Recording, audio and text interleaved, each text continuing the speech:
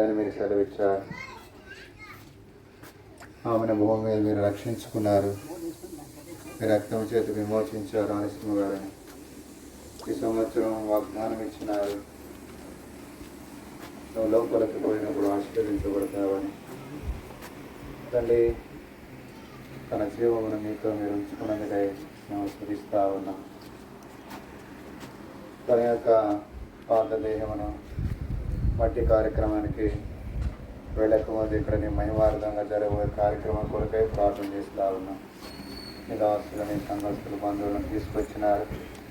భూమి మీద తనున్న దినములన్నీ ప్రభాతాన్ని మీరు రక్షించుకున్నారు కనుక నీకు ఇష్టరాలుగా తను జీవిస్తూ మిమ్మల్ని సేవిస్తూ ప్రభావ మీరు ఆహ్వానించినారు. యాత్ర ముగించుకొని మీ వద్దకు వచ్చినది ఈ యొక్క మంచి దేవులను వాటికి అభివృద్ధి పర్యంత వరకై మీ సన్నిధి తోడుగా ఉంచుతాయి. ప్రతి ఒక్కటి క్రమముగా మర్యాదగా మీకు మహిమార్గముగా జరుగునట్లుగా మీరే సహాయపడతారని యేసు ప్రభు నామమున ప్రార్థించి అడిగి శ్వాసముతో వేడుచున్నాం తండ్రి.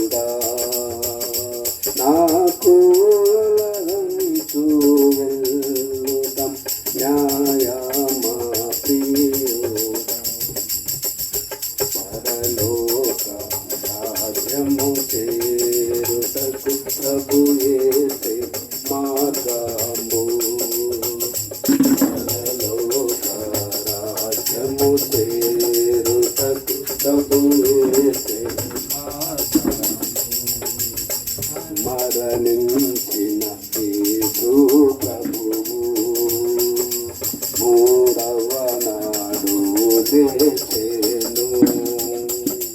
మరణించిన యేసు ప్రభువు మూడవ నాడు లేచెను. మహిమా ప్రభావముతో యేసు మరణము గెలిచెను. మహిమా ప్రభావముతో యేసు మరణము గెలిచెను. పరలోక రాజ్యము చేరుటకు ప్రభు యేసు మార్గము.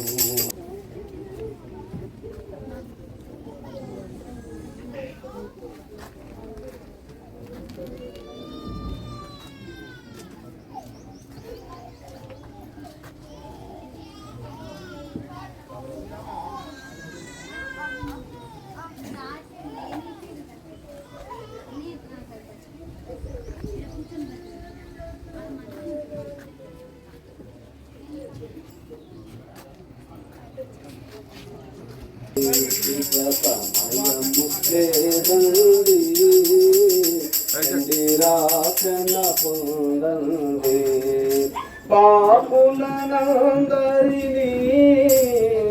తన దాపున చేర్చుటకై ప్రాణము దానముగా తన ప్రాణముని తినుగా పాపులనందరినీ తన దాపున చేర్చుటకై ప్రాణము దానముగా తన ప్రాణముని తినుగా మరణపు ముల్లోను విజయముని తినుగా మరణపు ముల్లోను విజయముని తినుగా సమయము రండి యేసుని రండి ఇక సమయము లేదండి రండి రాక్షణ పొందండి ఇక సమయము లేదండి రండి రాక్షణ పొందండి. గ్రామస్తులకు తిరుగుబడి వారికి ప్రణేశక్రీస్తునామన వందనములు తెలుస్తున్నాను. రాష్ట్ర లాలిసమ్మ గారు నా జీవితంలో ఈ లోకంలో ముగించు. చూడండి, దేవుని యొక్క వాక్య భాగాన్ని గమనిస్తూ వస్తే దేవుడు మానవుడిలా ఎట్లా తన ప్రేమను పెంచినాడో, ఆ పొందిన ప్రేమను బట్టి మానవుడు ఏ విధంగా నడుచుకున్నాడో, ఆ నడకకు తగిన అద్భుతకరమైన ఫలితం ఏమిటి అనేటువంటి సంగతిని మనము గమనిద్దాం. ప్రసంగి గ్రంథం 6వ అధ్యాయం 3వ వచనంలో రాయబెడతా ఉన్నారు. ఉన్నతమైన శ్రేష్టమైన చక్కని మాట మనం గమనించినట్లయితే ప్రసంగి గ్రంథము 6వ అధ్యాయము 3వ వచనం. ప్రసంగి గ్రంథం 6వ అధ్యాయము 3వ వచనం. ఒకడు 100 మంది పిల్లలను కని దీర్ఘాయుష్మంతుడై చిరకాలము జీవించినను అతడు సుఖానుభవం నెరగకయు తగిన రీతిని సమాధిని చేయబడకయు. చాలు. కనుక మనము గమనిస్తా వస్తే దాసురాలు అలిసమ్మ గారు తగిన రీతిగా సమాధి చేయబడుటకై మనం కూడి వచ్చినాం. తగిన రీతి సమాధి చేయబడడం అంటే ఏమిటి? మరి చాలా మంది ఈ లోకాన్ని విడిచినప్పుడు తగిన రీతిలో సమాధి చేయబడుతున్నారా అన్నటువంటి సందేహం చాలా సందర్భాల్లో మనకు కలగవచ్చు. బైబిల్ ప్రకారముగా ఎంతమంది పిల్లలున్నా తర్వాత కింద రాయబడినట్లుగా ఎక్కువ కాలము జీవించినను తగిన విధానములో సమాధి చేయబడకపోతే ఎన్ని సంవత్సరాలు జీవించినా లేదా తల్లి కడుపులో పిండముగా రూపింపబడి ఆ పిండము పడిపోయిన స్థితి రెండు ఒకటిగానే భావిస్తా ఉంది. ఎన్ని సంవత్సరాలు జీవించినా జీవించకపోయినా, అయితే ఈ జీవించిన మధ్యలో కాలానికి విలువ లెక్కగడుతూ తగిన రీతిలో సమాధి అనేటువంటి మాటను మనం గమనిస్తున్నాం. దాసురాలు ఆలిసమ్మ గారు మారు మనసు పొందారు, బాప్తిజం తీసుకున్నారు. చాలా చక్కటి కుమారులను కుమార్తెలను దేవుడు వారికి ఇచ్చారు. తర్వాత వారు కూడా కుటుంబాలుగా కట్టబడి వారికి కూడా దేవుడు పిల్లల్ని ఇచ్చాడు. కనుక ఆ విధంగా కుటుంబాలుగా వారు దేవుడు వారిని తన స్వరక్తం ఇచ్చి సంపాదించినాడు. ఇప్పుడు ఆలిసమ్మ దేవుని యొక్క సంపాదన. అంతేకాదు, ఇంకా చూడండి, మనం గమనిస్తూ వస్తే కొరింథీయులకు రాసిన పత్రికలో రాయబడతా వచ్చింది. కొరింథీయులకు రాసిన పత్రిక 6వ అధ్యాయము 19వ వచనం. మొదటి కొరింథీయులకు రాసిన పత్రిక 6వ అధ్యాయము 19వ వచనం. మీ దేహము దేవుని వలన మీకు అనుగ్రహింపబడి. మీ దేహము దేవుని వలన మీకు అనుగ్రహింపబడి. చాలు, అక్కడనే ఆగితే మనం గమనిస్తూ వస్తే ఆలిసమ్మ దేహము దేవుని వలన ఆమెకు అనుగ్రహించబడింది.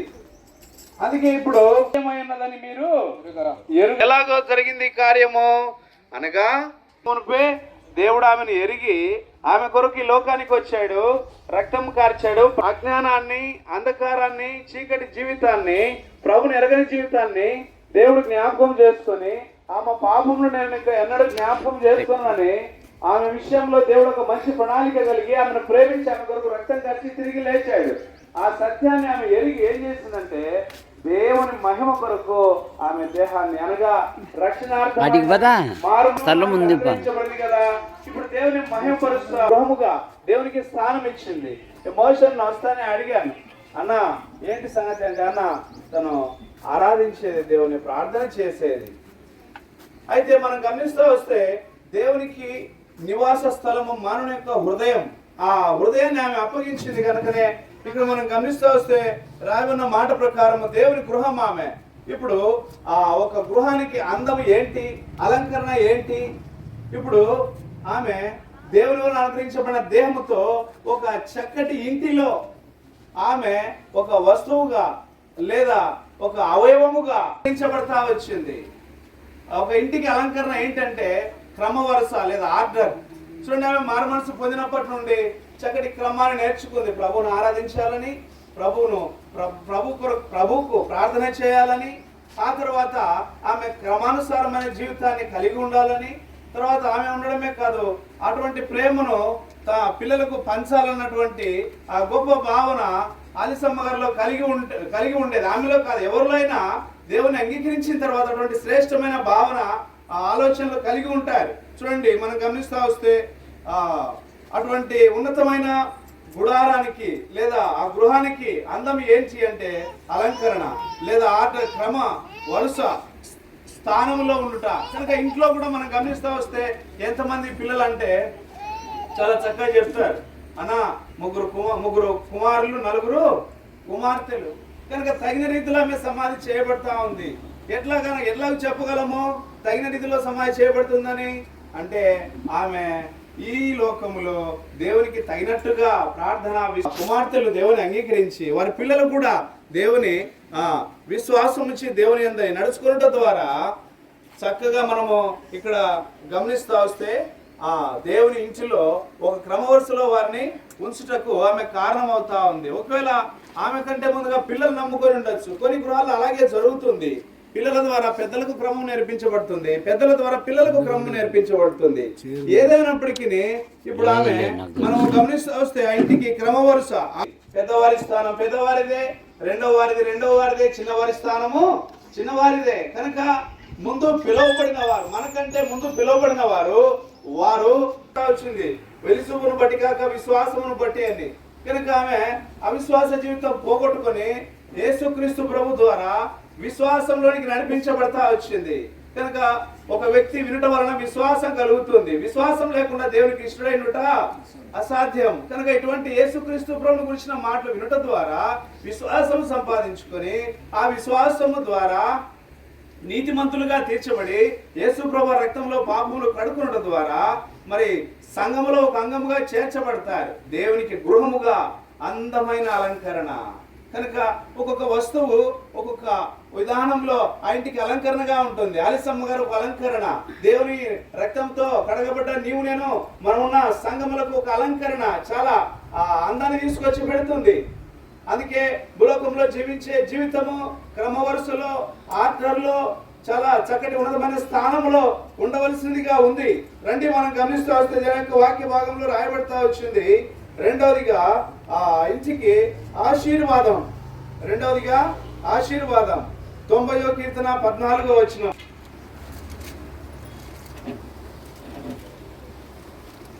ఉదయమున నీ కృపతో మమ్మల్ని తృప్తిపరచుము. హృదయమున నీ కృపతో మమ్మల్ని తృప్తిపరచుము. అప్పుడు మేము మా దినములన్నీ ఉత్సహించి సంతోషించు. కనుక ఉదయాన్నే ఎందుకు తృప్తిని కోరుకుంటా ఉంది? కనుక ఆమె యేసుక్రీస్తు ప్రభువును అంగీకరించింది కనుక, ప్రభువా ఉదయాన్నే ఆ దినమంతా నడిపింపు కొరకు, ఒక క్రమానుసారమైన జీవితాన్ని కలిగి జీవించే కొరకు, ఆ దినం అంతా దేవుని నడిపింపు కొరకు దేవుని యొక్క భక్తుడు ఇక్కడ కోరుకున్నట్లుగా మనం చూస్తున్నాం. మోషే అటువంటి భక్తుడు ఏమంటున్నాడు? ఉదయమున నీ కృపతో మమ్మల్ని తృప్తిపరచుము. కనుక దేవుని యొక్క పిల్లలుగా తృప్తి మొట్టమొదటి. రెండవదిగా తృప్తి మనం గమనిస్తూ వస్తే, తృప్తి అనేటువంటిది ఒక ఆశీర్వాదం. మొదటిది ఏంటంటే క్రమవరుస. రండి, మనం గమనిస్తూ వస్తే ఆదికాండము 22వ అధ్యాయము 9వ వచనం.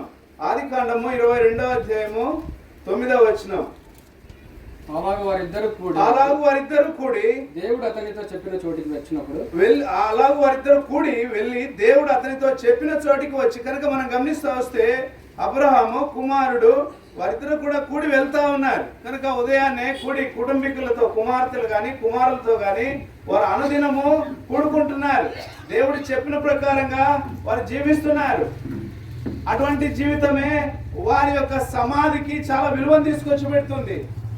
అటువంటి జీవితమే వారు మరణం పొందినప్పుడు దేవుడు ఎంతో మహిమపరచబడతాడు. ఆయన దృష్టికి మరణము విలువైనదిగా పరిగణించబడుతుంది. అందుకే చూడండి, మనం గమనిస్తూ వస్తే వారిద్దరూ కూడి వెళ్ళి కనుక ఏం చేస్తున్నారు? అబ్రహాము అక్కడ బలిపీఠము కట్టి కట్టెలు చక్కగా పేర్చి కనుక ఆ పెద్దలు అన్నటువంటి వారు చక్కటి జీవితాన్ని పిల్లలకు ఇవ్వటకి ఇష్టపడతారు, నేర్పించడానికి ఇష్టపడతారు, తమ పిల్లలు చక్కగా ఉండటకి ఇష్టపడతారు. అదే తమ పిల్లలను క్రమపరుచుకున్నటలో, తమ పిల్లలను చక్కగా జీవించుటలో, చక్కగా చక్కని వారు అయినటకు తల్లిదండ్రులు వారు ఎంతో ఇష్టపడతారు, ఆశిస్తారు. కనుక వారు అలాగూ క్రమానుసారమైన ఆ కుటుంబాన్ని పేర్చుకుంటా వచ్చినప్పుడు తగిన రీతి సమాధి చేయబడతారు. కనుక మనం గమనిస్తూ వస్తే ఇక్కడ క్రమాన్ని అంటే ఆలిసమ్మ గారు మరి పిల్లలు వారందరూ కూడా కొంచెంలో కొంచెమైనా దేవుని యొక్క క్రమాన్ని ఎరిగినారు. మోషన్న కావచ్చు, మిగిలిన అన్నగారు కావచ్చు, అక్కవారు కావచ్చు, వారు దేవుని ఎరిగిన వారుగా ఉన్నారు. దేవుని ఎరిగి దేవుని ఇంటిలో వారు కూడి వెళ్ళి కనుక కూడుకున్నటకు దేవునికి వెళ్ళేవారుగా ఉన్నారు వారు. అందుకే ఇప్పుడు తగిన రీతిలో వాక్యానుసారంగా వారు ఏం చేస్తున్నారు? సమాధి చేయటకు ఇష్టపడుతున్నారు. తల్లి ఎడబాబు, తల్లి దూరం అయినప్పటికీ కూడా వాక్యానుసారముగా ఇప్పుడు దేవుని గణపరచడానికి ఏ విధంగా వారు కూడి వెళ్తా వచ్చినారో, కుటుంబాలుగా కూడుకుంటున్నారో దేవుని గణపరిచే విషయంలో, దేవుని మహిమపరిచే విషయంలో, దేవుని హెచ్చించే విషయంలో వారిద్దరు కూడి వెళ్ళి కనుక అక్కడ వారిద్దరని రాయబడింది. కుటుంబాలుగా మనవరాళ్ళు కావచ్చు, మనవరులు కావచ్చు, వారి కుటుంబీకులు అందరూ కావచ్చు, వారు ఉన్న ప్రాంతాల్లో వారు దేవుని సన్నిధికి కూడుకొనుటకు వెళ్ళేవారుగా ఉన్నారు, దేవుని మహిమపరిచేవారుగా ఉన్నారు. అందుకే వారు దేవుని యొక్క వాక్యానికి అభ్యంతరము తెలపరు, దేవుని యొక్క పాటలకు అభ్యంతరము తెలుపరు. తగిన రీతిలో సమాధి చేయబడే వారికి చాలా ఇష్టం, ఎంతో గౌరవప్రదంగా విలువైనదిగా ఆ మరణం ఉండే వారికి ఇష్టం. అందుకే వారు కూడా ఉదయాన్నే దేవుని కృపను వేడుకుంటూ ప్రతిదినము దేవుని ద్వారా తృప్తి పొందాలని వారు ఆశించేవారుగా ఉంటారు, దేవుని యొక్క బిడ్డలైనటువంటి వారు. రెండవదిగా తర్వాత మనం గమనిస్తూ వస్తే 2వ దినవృత్తాంతములు 35వ అధ్యాయము 10వ వచనం. 2వ దినవృత్తాంతములు 35వ అధ్యాయము 10వ వచనం.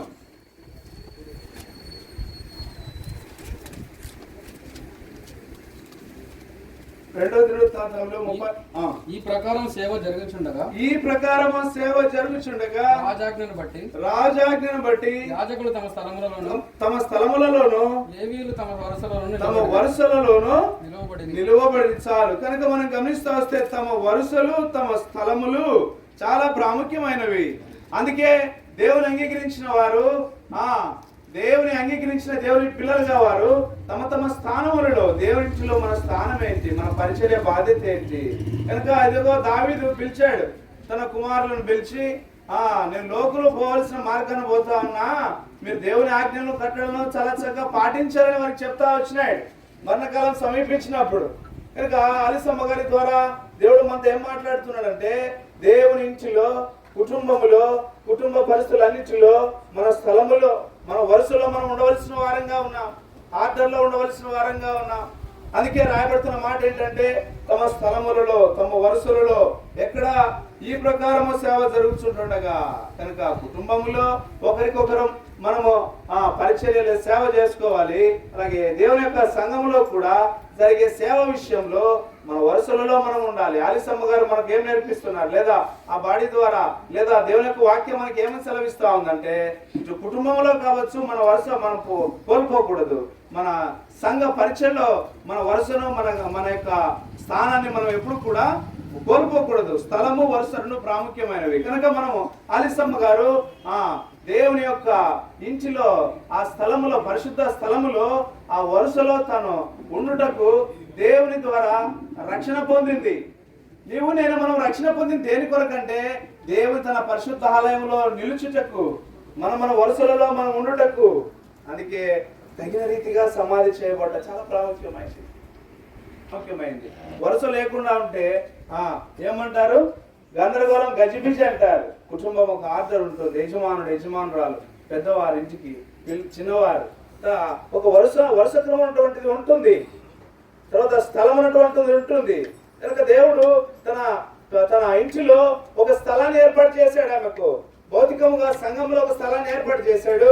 మరి ఆత్మానుసారముగా పరలోకంలో స్థలం సిద్ధపరచ వెళ్ళుచున్నాడు. ఆమె కొరకు శ్రేష్టమైన ఒక స్థలం ఉన్నటువంటిది పరలోకంలో ఉంది. మనందరి కొరకు అనగా రక్షించబడిన వారందరి కొరకు పరలోకంలో చాలా శ్రేష్టమైన స్థలము ఉంది. అందుకే మొట్టమొదటిగా మనం గమనిస్తూ వస్తే ఆరాధన విషయంలో అక్కడ కట్టెలు పేర్చి దేవుని సేవించడానికి అనగా వాళ్ళు కూడుకుంటున్నారు. తగిన రీతి సమాధించబడ దేవుని అంగీకరించిన పిల్లలు వాక్యానికి ప్రాధాన్యతనిస్తూ అనేకులకు వినిపింపజేస్తూ చక్కగా కూడుకుంటూ వారు దేవుని గణపరిచే అనుభవంలో ఉంటున్నారు కుటుంబాలుగా. రెండవదిగా కుటుంబంలో అయితేనేమి వారి బాధ్యతలు నెరవేరుస్తూ పిల్లల బాధ్యతలు ఏంటి, చదువులు, తల్లిదండ్రుల ప్రేమను బట్టి వారి కష్టాన్ని ఎరిగి చక్కగా చదువుకునుట, వారి స్థానంలో పిల్లలు ఉండుట, వరుస క్రమాన్ని నేర్చుకునుట, వరుసలో ఉండుట. పెద్దవారైతే కుటుంబంలో తమ బాధ్యతలు, మా తల్లి మాకు అప్పగించిపోయిన బాధ్యత ఏంటి కనుక వారికి ఎట్లుంటది అంటే ఒక్కొక్కరికి ఉదాహరణకు వచ్చిన మాట చెప్తా. ఇద్దరు కుమారులు ఉన్నారనుకోండి, చిన్నవారు పెద్దవారిని ఎదిరించారనుకోండి, అప్పుడు తల్లి ఏమంటది, నానా కొందరైతే డైరెక్ట్ గా అంటారు, అన్న కదా నీకంటే పెద్దోడు కదా, అలా మాట్లాడకూడదు. చిన్నపిల్లలకు నేర్పిస్తా ఉంటారు, వరుస క్రమాన్ని నేర్పిస్తా ఉంటారు. కనుక దేవుని అంగీకరించిన బిడ్డలు తగిన రీతిగా సమాజం అంటే అటువంటి జీవితాన్ని కలిగి జీవించేవారు, క్రమాన్ని నేర్పించేవారు తమ పిల్లలకి. అందుకే చాలా చక్కగా చెప్తారు. మరలా పెద్దవాళ్ళని పిలిచి చెప్తారు, నీకంటే చిన్నవాడు కన్నా తెలియక ఉంటాడు, ప్రేమగా చూసుకోతామని చిన్నపిల్లలకు చెప్తా ఉంటారు.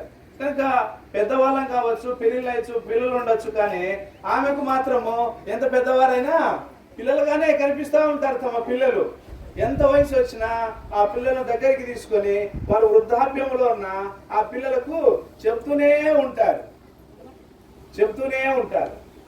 చూడండి, ఇంకా కొంచెం ముందుకు వెళ్ళినట్లయితే రాయబడతా వచ్చింది ఎజ్రా గ్రంథం 6వ అధ్యాయము 4వ వచనం. ఎజ్రా గ్రంథం 6వ అధ్యాయము 4వ వచనం. ఎజ్రా 6వ అధ్యాయము 4వ వచనం. 3 వరుసలు గొప్ప రాళ్ళ చేతను, ఒక వరుస కొత్త మానుల చేతను. క్రొత్త మానులు కనుక క్రొత్త మానుల చేత ఇక్కడ మనం గమనిస్తా వస్తే ఇక్కడ కట్టబడతా ఉంది. చాలా చక్కగా మనం గమనిస్తా వస్తే దేవుని యొక్క మందిరం కట్టబడతా ఉంది. కనుక దేవుని ఆలయము మనమే అని విన్నాం. కనుక మనం కట్టబడుతున్న సమయంలో ఇప్పుడు మూడు వరుసలు రాళ్ల చేత, ఒక వర్షం రాను చేత అనగా మనం గమనించవలసిన సంగతి ఏంటంటే, ఇప్పుడు రాళ్ళు 3 వరుసలు ఉంటే ఒక వర్షం రాను వస్తా ఉంది. కనుక మనం దేవుని ఆలయం కనుక దేవునికి ఆలయం అయినాం. కుటుంబంలో కుమార్తెలు ఉంటారు, కుమారులు ఉంటారు. ఇప్పుడు కుమారులకు ఎవరు రావాలా? కోడండ్రు క్రొత్తవారు రావాలా. కుమార్తెలకు ఎవరు రావాలా? అల్లుళ్ళు రావాలా, క్రొత్తవారు రావాలా. కనుక అంటే ఇక్కడ క్రొత్తవి రాళ్ళు కలపబడుతున్నాయి వరుస క్రమంలో. కనుక కుమారులకు కానీ, కోడళ్ళకు కానీ, కుమార్తెలకు కానీ, అల్లుళ్ళకు కానీ, మరి పుట్టిన పిల్లలకు కానీ ఒక వరుస క్రమాన్ని ఏర్పాటు చేస్తుంది. తప్పకుండా తల్లిదండ్రుల ద్వారా ఏర్పాటు చేయబడుతుంది. ఆ కుటుంబ ఆప్యాయతలు, ఆ కుటుంబ బంధుత్వము, ఆ ప్రేమ వారందరూ కలుసుకున్నప్పుడు వారు అనుభవించే ఆనందము, ఆ గడియల భవిష్యత్ దినములలో తల్లి లేదన్నటువంటి ఆ దుఃఖము, మనము ఇతరుల పడే దుఃఖపడకుండా నిమిత్తము ప్రభు ద్వారా కూడుకోవాలి, ప్రభువును ఆరాధించాలి, వరుస క్రమంలో ఉండాలి. దేవుని సేవలో ఉన్నప్పుడు మనము ఆమె మన మధ్యలో లేదు, ఆమె జ్ఞాపకాలు మనకుంటాయి. ఏంటి ఆమె జ్ఞాపకాలు? అయ్యో, కూడుకోవాలని మనకు నేర్పించింది కదా. దేవుని సేవలో మనకంటూ ఒక స్థలము దేవుని ఇంట్లో ఉంది, మనకంటూ ఒక వరుస క్రమం పరిచర్యలో ఉంది అటువంటి సంగతులు ఎరిగాము కదా. అందుకే ఇప్పుడు క్రొత్తవారు కనుక ఆ బిడ్డలకు పెళ్లిళ్ళైతే కొత్త కోడళ్ళు వస్తారు, లేదా కొత్త అల్లుళ్ళు వస్తారు. అందరూ కలిసి మూడు రాళ్ళు వరుసల చేత ఒక కుటుంబం అంతా, పెద్దలను బట్టి కుటుంబం అంతా, బంధుమిత్రులు, అన్నగారు, అక్కగారు, 3 కుమారులు, 4 కుమార్తెలు, వారందరూ పండగలకు లేదా సందర్భాల్లో కలుసుకున్నప్పుడు ఎంత సంతోషాన్ని అనుభవిస్తారు. ఆమె మన మధ్యలో లేకపోవచ్చు కానీ ముందున్న భవిష్యత్తు దినములలో అయితే ఈ జ్ఞాపకాల ద్వారా మనము కూడా బహు చక్కగా కట్టబడుతూ రావాలి. వచ్చారన్నా? రైట్. ఇంకా మనము ముగింపులో ఉన్నాం. అందుకే ఇటువంటి చక్కటి క్రమము తల్లిదండ్రుల ద్వారా, దేవుని వాక్యము ద్వారా, దేవుని యొక్క సంఘము ద్వారా మనం నేర్చుకుంటాము. కనుకనే ఇట్లా ఇంట్లో అయితే వరుస క్రమం ఉంటుంది, సంఘంలో అయితే వరుస క్రమం ఉంటుంది. కనుక మనకి ఇంట్లో ఒక స్థలం అంటూ మనకు ఉంటుంది, ఒక స్థానము. మందిరంలో కూడా ఒక స్థలం అంటూ మనకు ఉంటుంది. మనము అద్భుతకరమైన రీతిగా ఆమెకు తగిన రీతి సమాధి చేస్తున్నాం. కనుక ఆమె మారమనసు పొందింది. ఇప్పుడు ఆమె దేహము దేవుని వల్ల ఏం చేయబడతా ఉంది? మహిమపరచబడతా ఉంది. ఆమె దేహం వల్ల దేవుడు మహిమపరచబడతా ఉన్నాడు. కనుక దేవుని యొక్క పిల్లముగా చివరిదిగా మనము ఒక మాట అందరం కలిసి చదువుకుందాం. చూడండి, రాయబడతా వచ్చింది రోమిలు రాసిన పత్రిక 15వ అధ్యాయం 24వ వచనం. రోమిలు రాసిన పత్రిక 15వ అధ్యాయము 24వ వచనం. 15వ అధ్యాయము 24వ వచనం. ఇప్పుడైతే ఈ ప్రదేశంలో ఈ ప్రదేశంలో నేను ఇంకా సంచరింపవలసిన భాగం లేదు. ఇంకా ఆమె భాగాన్ని కోల్పోయింది. ఆమె సంచరించవలసే భాగాన్ని కోల్పోయింది. ఆమె ఇంకా మన ప్రియ సహోదరి లేదా అమ్మగారు ఆలిసమ్మ గారు సంచరించే భాగాన్ని కోల్పోయినారు. ప్రభు దగ్గర సంచరించే గొప్ప భాగ్యాన్ని పొందింది. ఆయన సంచారణ 7 దీపస్తంభముల మధ్య కుడి చేత నిత్య సుఖములు గలవు ఆయనకు. అందుకే ఇప్పుడు ఆమె యొక్క సంచారం లేదు, కానీ ఆమె జ్ఞాపకాలు మనతో ఉంటాయి.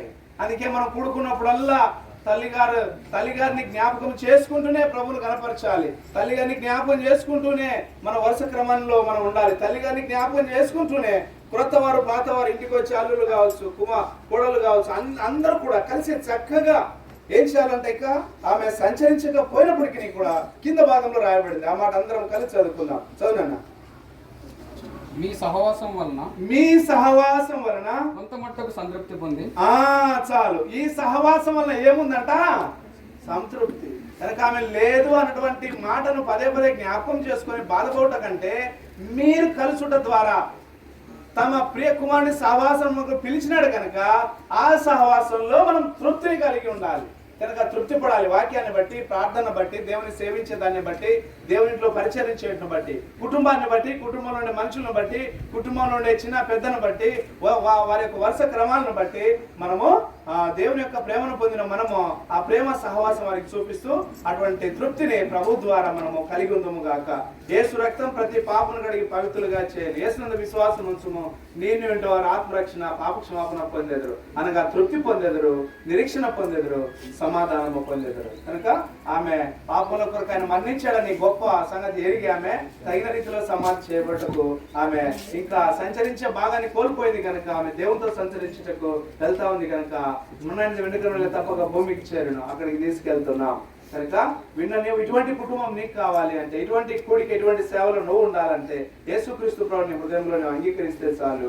ఆలిసమ్మ గారు చక్కగా చూడండి, ఆమె భవిష్యత్ దినములలో తమ కుటుంబాలు వారు కూడినప్పుడు కూడా దేవుని యొక్క సేవను జ్ఞాపకం చేసుకుంటూ, ఆమె సంచారణ లేకపోయినా కూడా వారు ఆమె మిగిల్చిన జ్ఞాపకాల ద్వారా యేసుక్రీస్తు ప్రభు సహవాసం ద్వారా కుటుంబం అంతా తృప్తిని అనుభవించుదురు గాక. ప్రార్థన చేసుకుందాం.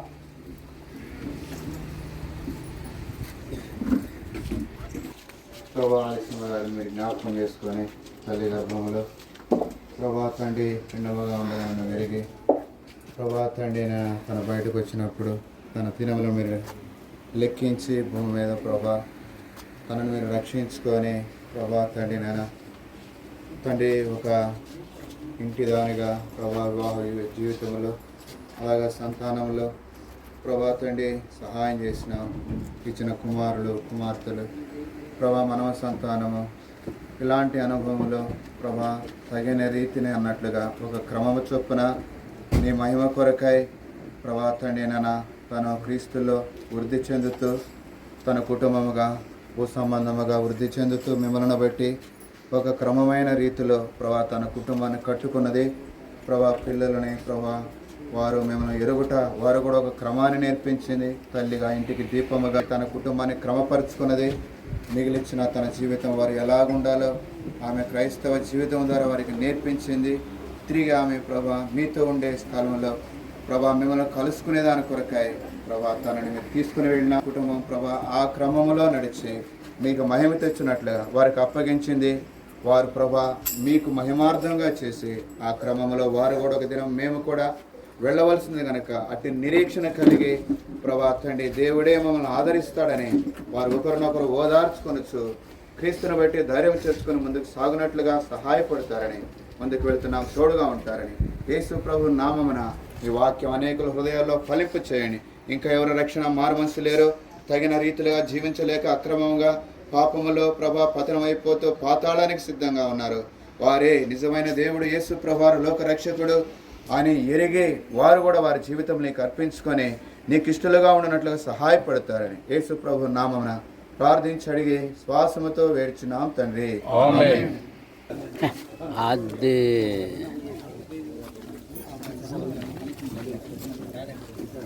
ఇదాపే నేను కూల్ బాటిల్ ఇచ్చిన, నువ్వు కూల్ బాటిల్ నాకు తెచ్చిళ్ళను. నేను నీకు ఇచ్చినది ఎట్లా ఇచ్చిన? కూల్ బాటిల్తో ఇచ్చిన. నువ్వు సల్ల చేసి ఇచ్చే కొత్తదన్న కొనుక్కరావాలా జేబులు